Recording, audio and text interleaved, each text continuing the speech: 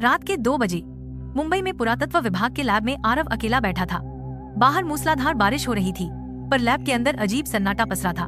तभी लैपटॉप की स्क्रीन अपने आप ऑन हो गई।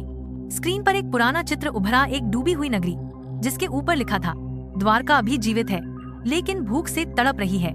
आरव घबरा गया। जैसे ही उसने स्क्रीन बंद करनी चाही, लैब की सारी लाइटें झपकने लगी और एक ठंडी हवा उसके पास से गुजरी। फिर एक स्त्री की कराहती आवाज आई, कृष्ण गए पर हम छूट गए, अब तुम्हारी बारी है। 1 हफ्ते बाद आरव को भारतीय पुरातत्व सर्वेक्षण विभाग की ओर से एक सीक्रेट मिशन पर भेजा गया, गुजरात के तट के पास, जहां समुद्र की सतह पर कुछ असामान्य ऊर्जा तरंगे दर्ज की गई थीं। टीम में 5 लोग थे, आरव, डॉ. शास्त्री पुरातत्व विशेषज्ञ, जीनत समुद्री जीवन की वैज्ञानिक, कबीर रहस्यमयी खोजों का उत्साही और मेघा साउंड इंजीनियर। जैसे ही वे जहाज से उस बिंदु के पास पहुंचे, समुद्र का रंग गहरा काला हो गया। अचानक सायरन बजने लगे, जहाज के यंत्रों में गड़बड़ होने लगी। लेकिन सबसे भयानक था वह दृश्य जब पानी में तैरती एक महिला की परछाई दिखाई दी। सफेद साड़ी में, बाल बिखरे, आंखें सूनी। वो तुम्हें देख रही है, जीनत फुसफुसाई। टीम ने गोता लगाया। नीचे समुद्र की गहराई में वे जिस द्वारका की खोज कर रहे थे वह वहाँ थी, मगर वैसी नहीं जैसी उन्होंने कल्पना की थी।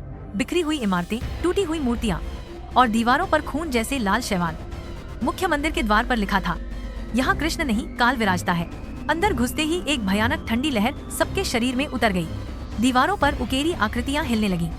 मंदिर के गर्भगृह में एक जलमग्न सिंहासन था और उस पर कोई बैठा था।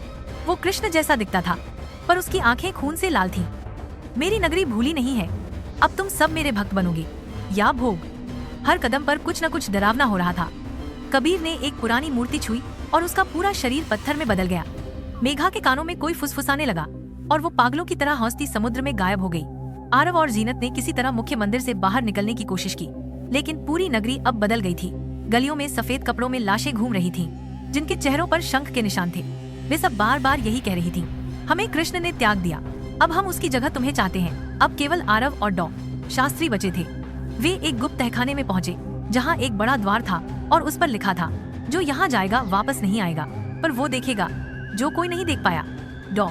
शास्त्री ने कहा, यही अंतिम उत्तर है आरव। जैसे ही वे अंदर गए, वहाँ जल से बनी एक विशाल आत्मा खड़ी थी।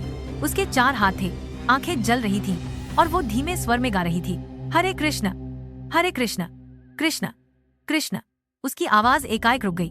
वो आरव की ओर बढ़ी और बोली, तू मेरा उत्तराधिकारी है, अब यह नगरी तेरी है, तुझे मरना नहीं, राज करना है आत्माओं पर। आरव चीखा, पर तभी उसकी आंखें सफेद हो गईं। उसकी सांसें रुकने लगीं और समुद्र की आत्माएं उसके चारों ओर घूमने लगीं। आज भी अगर आप गुजरात के उस पुराने बिंदु पर जाएं, तो समुद्र से एक पुकार सुनाई देती है, द्वारका जाग रही है।